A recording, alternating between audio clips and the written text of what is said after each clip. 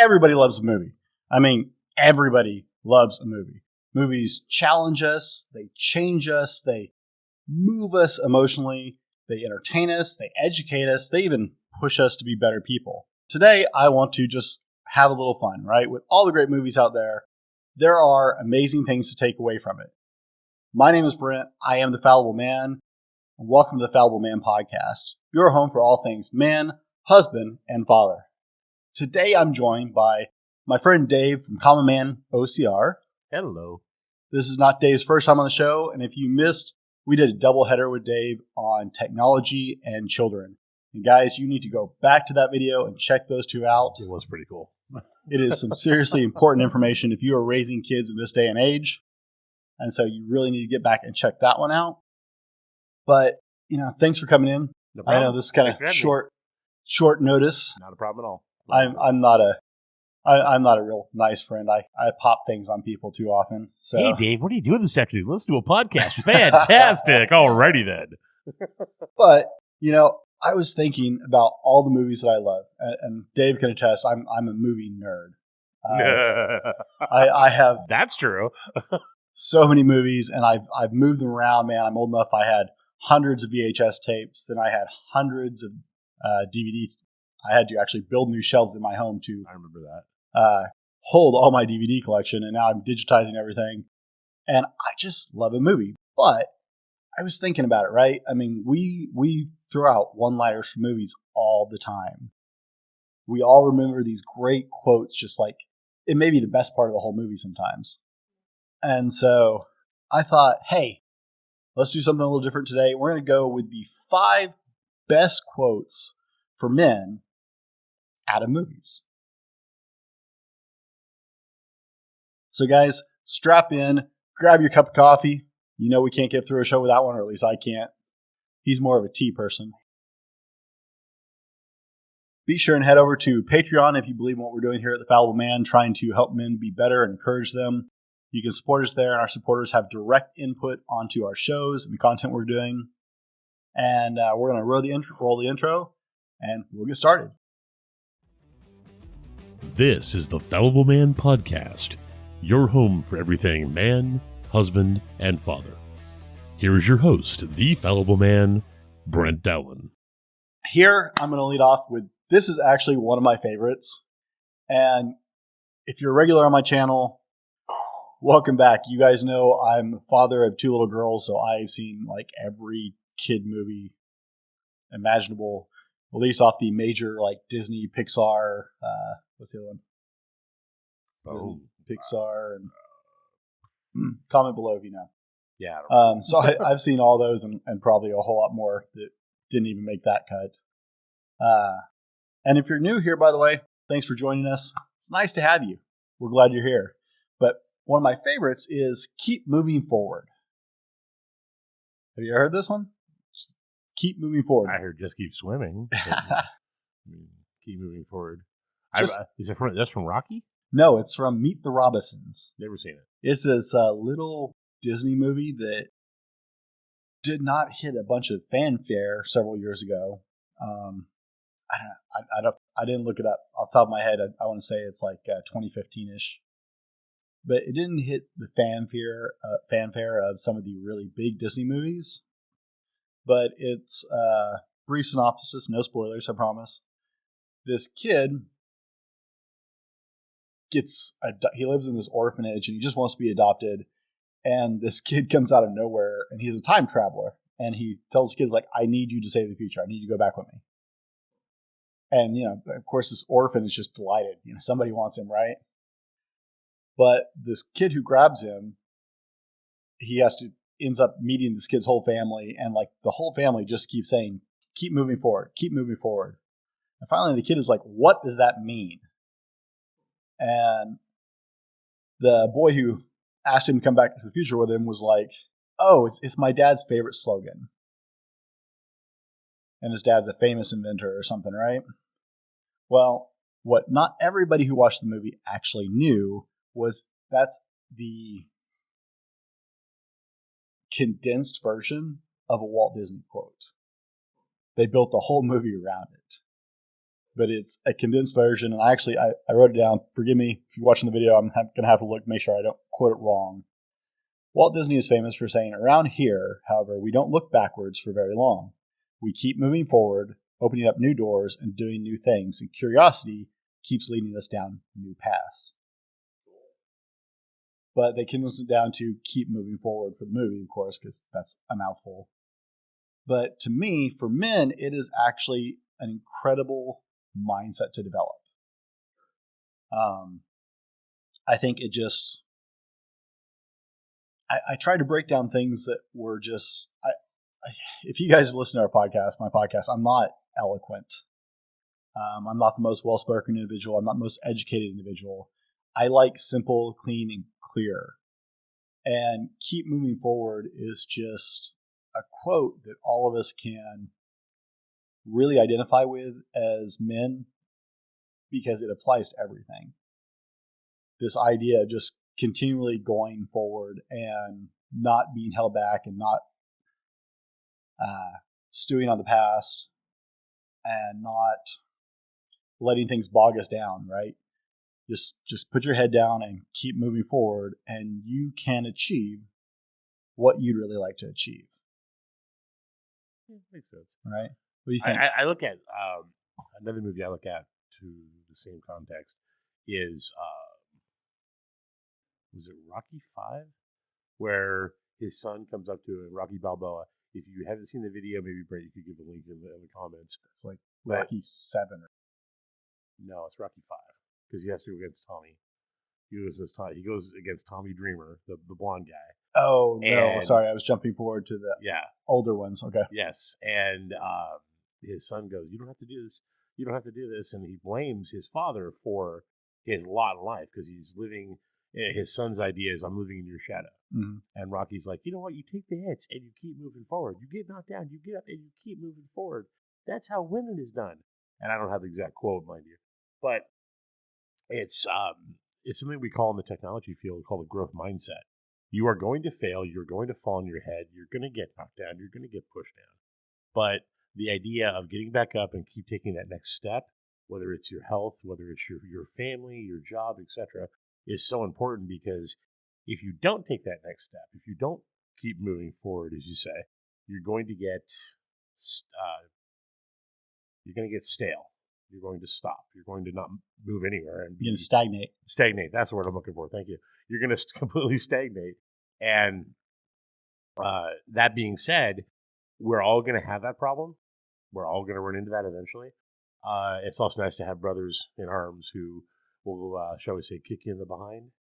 That goes back to our first race we ever did in 2016 back in Tough Mudder in Whistler, British Columbia.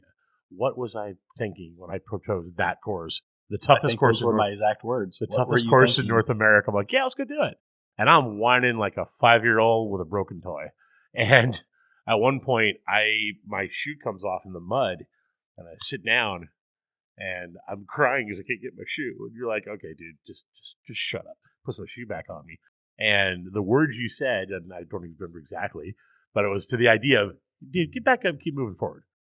And I did. So that was the beginning of just keep swimming for you. Yeah. That was that. Those were the exact words. That was it? Okay. Yeah.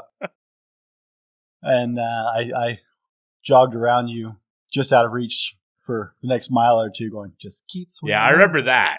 Okay, I do remember that piece. And you're like, I'm going to beat you. It's like, you have to catch me first. I don't want to catch you. I'm tired. I want to go to bed. But I mean, all those. So I love the Rocky quote because I grew up on Rocky, right? Yeah. I think some of our younger audience may have missed some of the early Rockies, but Rocky's just a great series, and there's a lot of great quotes that come out of Rockies, and that's one of them. If you're a younger viewer and you've missed Rockies, go watch them. I highly recommend that. That's like just a good hard Saturday, man. Just go do it. get a pizza and some beer, and that's a good solid Saturday. Or root beer if you're young. Yeah. But so, all three of those movies, whether it's Dory saying just keep swimming or Rocky saying get up and keep going, just keep moving forward. Okay, that's the movie quote number one. That's from Meet the Robinsons. Go see that. If you have kids, go watch it with them. It makes it more bearable. It is kind of a cute, quirky little show. It's a little weird, but I think I might need to see this movie. It's Disney. It was fun. You can come out and watch it with the girls. They love that one. That'd be cool. So, number 2, Dave, you're surprising me with this. Number 2, okay. He wouldn't tell me ahead of time. So, this is actually 2 quotes, and they both are going to satisfy the same idea. But it was from Batman, 1989, Jack Nicholson. What kind of a world do we live in where a man dressed up like a bat gets all of my press? This town needs an enema. And I'll tell you in a minute. Just trust me. Trust me here. Trust me. I'm just waiting for it. The second quote was from 300, where the Spartans are meeting another army, and I don't exactly have the Persians. Does that meeting Persians? Thank you. And told you I remember all movies. Dark sauce. What a pleasant surprise. This morning's full of surprises, Leonidas. We've been tricked. There'll be more than a few hundred of them. This is a surprise. Silence! This isn't an army. We heard Sparta was on the warpath. We were eager to join forces. If it is blood you seek, you're welcome to join us. But you bring only this handful of soldiers against Xerxes? You see, I was wrong to expect Sparta's commitment to at least match our own. Doesn't it? You, there. What is your profession? I'm a potter, sir. And you, Arcadian. What is your profession? Sculptor, sir. You? Blacksmith.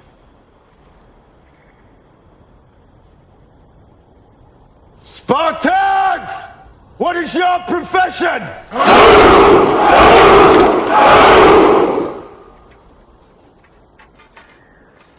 You see, old friend, I brought more soldiers than you did. Leonidas is asking, what do you do? And the guy goes, I'm a farmer, I'm a this, I'm a that. And you'll see this at Spartan races quite a bit.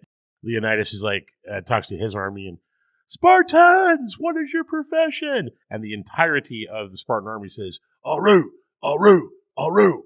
The reason I say that, the reason I bring those 2 quotes up, look at the character of the Joker in Batman, right? Mm-hmm. Joker's out for himself, period. That's all he cares about is himself, his wants, his desires, his criminal mindset, his criminal goals, whatever. Look at the quote from 300, where Leonidas is asking these guys, what do you do? Well, I'm a blah. I'm a blah. I'm. But he asks his army, what's your profession? And they all shout the same thing. This idea that life isn't about us. It's about serving others, about being part of something bigger than yourself, is quintessential to being a man in today's society. And the reason I say that is we look at people that are just out for themselves don't get very far. They don't get really far in life. They don't really have a fulfilling life. It's just, I'm going to get mine and get out. It's like, well, you're really happy in your life. But if you're taking your life to serve others and be there for others and so forth, it becomes much more fulfilling, and the world becomes a better place through that. I know those quotes are kind of weird, but that's kind of what I extracted from that is. I was going to say that I was waiting for it to come around to try and understand. It's my favorite Jack Nicholson quote of all time. I just thought you were taking cheap shots at the Joker since he's my favorite character. No. I really love the Joker, but that particular quote got me thinking of he's out for himself, so don't live a life like that. We let off with keep moving forward. And you went with, it's not really a quote, but a mindset that comes from a quote. Right. Of, it ain't about you. It's not about me. Everything's about me, don't you know? No. It's my channel, man. Come on, it's all about me. I don't care. Hey, guys, if you're getting something out of this, be sure and leave us a like down below and sound off in the comment section. We want to hear from you. We're going to roll on into number 3. We're on number 3. I can't count. We're on 3. So I will now admit, so I actually did research for this show. I do try and research my shows. And you're saying I didn't? I didn't just rely on my memory of movies because I thought, well, someone's probably thought of some of these ideas, so I should see what other people thought were great as well. So in full disclosure, this next quote, I've never actually seen this movie, but I read the quote and I went, every man in the world needs to hear this. And it's not just every man. I think every individual in the world needs to hear this. So the quote is from the character Megan Price, played by Melissa McCarthy in the movie Bridesmaids. And the quote is, "You are your problem, and you're also your solution." Yeah, I'll take that. You're your problem. You are your problem. You're also your solution. What's your take on that? This to me is like I said, I think every individual needs to hear this, but I think since our main audience is men, and I really do care about you guys being the best version of you guys, and that's why I try and do this show, and I hope you find it helpful. And I think all of us need to take this to heart, because whether it's, if you've been on this channel long, you know that we're about incremental improvement, just consistent incremental improvement. Well, whether you want that pay raise at work or promotion, whether you want a different job than what you have currently, whether you want a more healthy life, right? Like a common man OCR, you're trying to take control of your health after years of being a IT worker, right? Whether you're trying to put on muscle or lose weight, whether you're just trying to be a better husband or a better father, this is everything. You are your problem, but you're also your solution. Only you have control over any of those situations. If you want that job, go get the job. Put in the work, go get the job. If you want the raise, leave no question in your boss's mind that you need a raise because you bring that much value to the team. If you want to be healthier, whether that's weight, whether it's strength or weight or just in general healthy living, right? Because being healthier is good. Yeah. That's all on you. Get off the couch, man. This is a podcast, not just a video. So you can listen to it in your headphones while you work out, by the way, on all platforms. But guys, you are both, I've heard it said, you are both your worst enemy and your best friend. Yeah. What do you think? Well, the idea that you can only control what you can control, but you can control something. So to give you an example, the job scenario, right? You may not be able to control what the interview committee thinks of your resume, your interview skills, whatever, but you can go do the work, give it your best shot. You may not control your heredity. Like I can't control my heredity. I can say that word really. But I can control getting off the couch, eating correctly, or eating semi-correctly. There's always those cheat days. Like I had one today. But you can control how many hours you spend working out, how active you are, etc. So you have some semblance, some parts of your life that you can have very good and direct control over.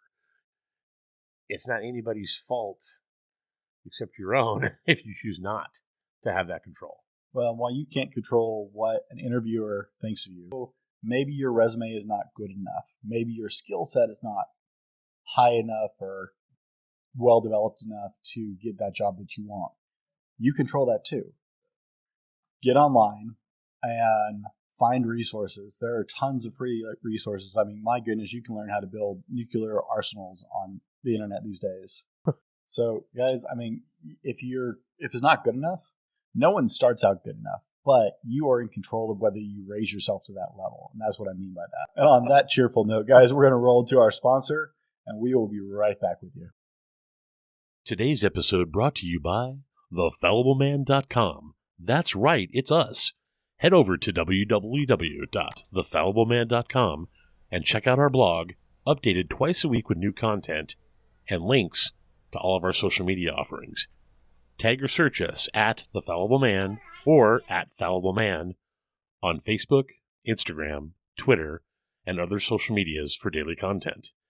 While you're there, check out our Attitude swag, shirts, cups, stickers, and more.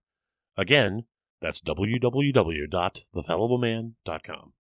All right, guys, and we're back. Thanks for sticking around with us. And we are on to number 4.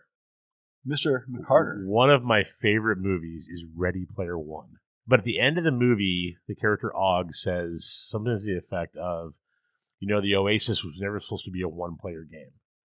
And kind of the tidbit wisdom I have from men coming out of that is a lot of times, we as men, I could do this myself. I got this. I can do this myself. I don't need anybody's help.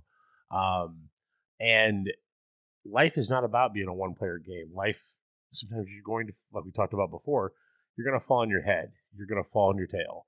You're going to get knocked down. And sometimes you need help. You need somebody to bounce an idea off of, or to grab your hand and pick you up out of the muck, like when we're racing. And there's nothing wrong with that. It doesn't make you less of a man because you chose to accept help. In fact, it probably makes you more of a man because you chose to accept help. Heck, we took our youth group into a Tough Mudder back in 2018, and I remember getting in the mud mile, which is 6 pits. They're all 6 feet deep, something like that. Yeah, at least. And there's these walls are straight up and down, right? So, I've been in those. Yeah, I know. But so I get into the first hole, and then the youth group they're getting they're going pretty well, and I'm slow, so I'm like the last guy of our team there, and I hop in the first hole, and I'm like, okay, I'm getting out of this. Come Hades or high water, and these 2 hands come down, and one was from Danny, and the other was from Lexi from our youth group. And they were there to pull me out of the mud, which they looked at me and said, Dave, you want help? I'm like, yeah. They pulled me out, however much I weigh, they pulled me out of the mud, and they made sure I got out of every single hole in the complete mud mile. And it was awesome. And I see people around me that were just not accepting help. Oh, no, I'll get out of it. And they would go up the wall and fall back on their backsides. Life was never meant to be a one-player game. You're not meant to get through life just by yourself, only you, nobody else. Learn how to accept help. Learn to be humble enough to accept help from others. We're actually rolling along pretty good. I'm going to throw out one extra quote that I have pinned in as a backup, but it's just too good not to share. Is it the one I think of? The one I'm thinking of? Guess you'll see. Sort of little green guy? No. No? No. We'll get there. You're going to surprise me. Okay. Nope. This is off the books. This isn't in the notes. Oh, no. So there's a movie called We Bought a Zoo, which is based on a true story about a family. The man and his wife his son and daughter buy a zoo. His wife dies from terminal illness, and he just needs a change.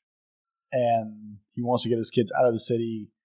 They're depressed. They're having problems. And so he finds the perfect house, and then finds out it's a closed down zoo. And the caveat of buying the house is you take on the zoo and the animals and everything else. It is based on a true story. In fact, the family that actually still owns the zoo is in a couple of the group shots at the end of the movie. But it's this great movie, and it's got Jason Bourne. Oh, Matt Damon. Yeah, Matt Damon in it, and Scarlett Johansson. And it's a lot of fun. It's a good family movie kind of thing. I watch it with my kids. It's one of the movies that doesn't annoy me to have to watch. But one of the things he says, right, the main character, is he's telling his son, because the son's having girl issues. He's like, a guiding principle in my life is this. Sometimes all you need is 20 seconds of courage. 20 seconds of courage will fix most of your problems in life. And his son's like, 20 seconds of courage? He's like, 20 seconds of insane, outrageous, over the top, all out courage. And I'm going to have to go back to an obstacle course story on this one. well, it does. So he actually relates the story to his kids later when he explains how he met their mom. Because he was walking down the street one day and was walking by this coffee shop and just saw this woman he was instantly attracted to. And he was just like, there she is right there. I mean, I'm so close I could almost touch her. But she's so gorgeous. And he said, so I thought to myself, 20 seconds of courage. See, he goes over the door. Now he's in the dining area of this coffee shop. And she's right there. And he's like, and I still had 15 seconds of courage left. So I walked up to her at the table and looked down at this beautiful woman and said, is there any reason in the world why a woman as amazing as yourself would even bother to talk to me? Oh, whoa. Okay, that's kind of cool. And I got to use that one. She smiles at him for a second and says, I don't know, let's find out. And motions for him to sit down. I got to remember that quote. That could be a date. And his son uses the same prospect to deal with his female problems. Right.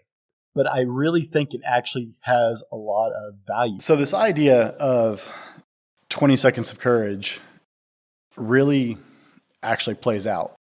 So I wanted to throw that one in as a bonus because I think it's really that, and I just watched the movie 2 nights ago with my kids, so it's fresh in my mind. Number 5, you're gonna love this. Did you ever see The Replacements? As a Keanu Reeves movie, right? It is. Gene Hackman and Keanu Reeves. Like an NFL strike or something. Yeah. I know you're not a huge football guy, and neither am I, but it's a really great movie. Yeah. I'm more of a Gridiron Gang guy myself. But anyway.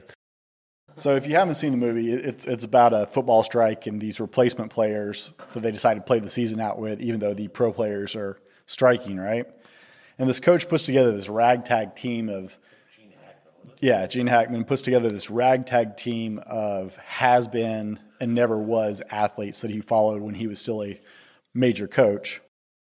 And he gets into it with his quarterback because his quarterback kind of bails on a play last second that he called because he's afraid of getting hurt. And, they get in this debate, and the coach looks at him and says, winners always want the ball when the game is on the line. And to me, I saw that movie for the first time years ago, back when it first came out. And that quote has stuck with me forever. Ever since then, that quote has just been in the back of my head. And it's the idea of if you really intend to be successful, you want to hold your own destiny in your hands. You want to take control. You don't want somebody else running it. And I think that really applies to men. Now, guys, bear me out on this. This applies because if you want success, whether you want to get your life together, whether it's your finances or your health or a better job or whatever, you can't be a victim. You can't settle to have somebody else and say, well, it's their fault. Well, if you say it's their fault, then you don't have control of the situation. Jocko Willink has a great book called Extreme Ownership and really presses the whole book is on it. You should read the book if you haven't. But the idea of extreme ownership is I am responsible for my own destiny. I am responsible for everything that happened. If I'm in charge and one of the guys I'm over starts to screw up, it's still my fault because I didn't train him well enough, or I didn't instill the value of his purpose into him enough for him to bear it to fruit the way he should. It's on me. Likewise, that's what this quote is to me. And that's how I understood the quote was winners want the ball when the game is on the line.